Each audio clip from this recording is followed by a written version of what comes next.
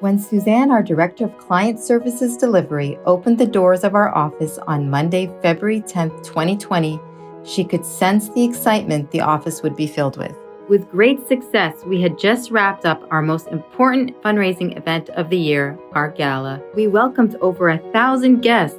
It was an honor to have a room filled with supporters who continue to put their trust in AccessCal to serve those in need. Our gala had put our 2020 into high gear, but that was not all. Since the beginning of the year, we hosted a financial literacy and planning workshop, as well as a CPR training session for our daycare licensing class. Our mental health advisor, Sheikh Yasser Fazaga, conducted a stress management workshop, and we also hosted a mental health writers workshop. ESL and citizenship classes were held with a graduation ceremony for all our students who received their citizenship. And finally, we held a census training for all our staff members who would be on the front lines educating the community about the importance of being counted. We had kickstarted the new decade with a lot of hope and aspiration and thought this would be one of our best years. And then came the news. It was as if someone had blown the wind out of all of us. Our phones were buzzing, and we knew we had to keep our doors open. Our founder and executive director, Nahla Kayali, said to us, "We have managed to stay open for 22 years with no crisis and always have been there for our families in need. But now we are sadly faced with a crisis where our community is scared and requires our support. So it is now more than ever that we need to be serving on the front lines and show our commitment to humanity." We knew this was a defining moment in the AccessCal journey. Each of us was motivated to make an impact. This is why we were here, to ensure we helped preserve the dignity and enrich the lives of every member of our community. And so our journey as essential workers in a time of a pandemic began. First, we reconfigured our lobby and classroom spaces to ensure we served our clients in a socially distant manner.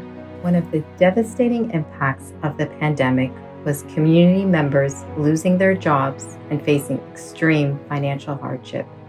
We witnessed an increase in requests for help with unemployment insurance applications through the Employment Development Department. We helped clients in person and on the phone. Our employment team helped over 2,000 people with their EDD applications. As community members were losing their jobs, they were also losing their health insurance. Seeking and enrolling in coverage was critical for our community's well-being. Our health coverage team helped over 1,000 people enroll in health insurance. With the loss of jobs, underserved families, especially the refugees and immigrants in our community, were in urgent need of financial assistance.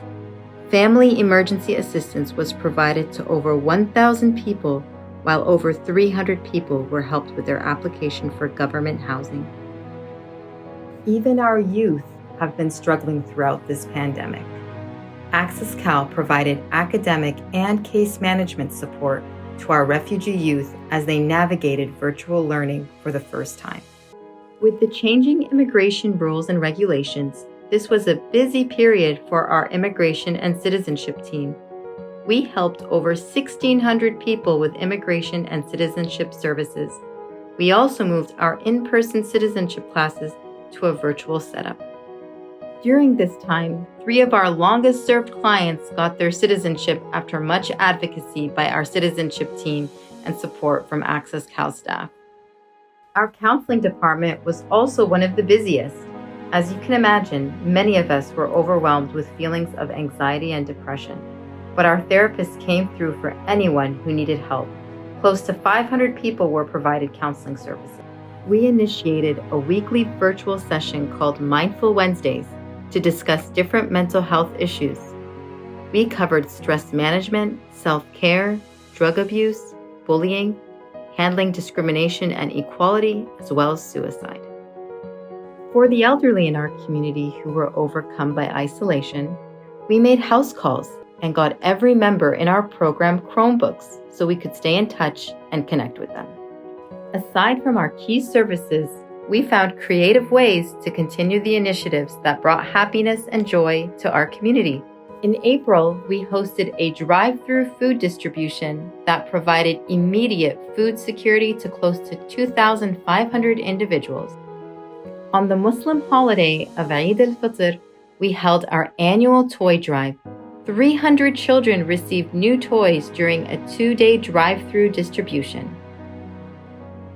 On World Refugee Day, we partnered with the Refugee Forum of Orange County and hosted a drive-through celebratory engagement to recognize the achievements of our refugee clients. With schools going virtual, we surprised 60 children from low-income families with new school supplies in hope they stay motivated to strive for success in the new school year. We also started an on-site student learning center to help children connect to their virtual classrooms. For the first time ever in September, we virtually hosted our Peace of Mind Conference, a family wellness event that aims to reduce the stigma of mental health. We welcomed over 600 participants and an amazing lineup of speakers. As we close out the year, we hosted our annual holiday celebration where we distributed toys to over 150 children from low-income families. Wow, what a year it has been!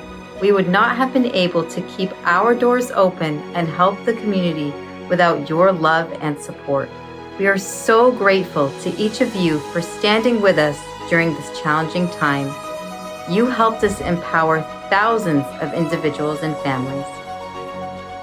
Thank you for joining AccessCal to help preserve the dignity and enrich the lives of the members of our community. We hope we can meet all our partners and supporters safely in person very soon.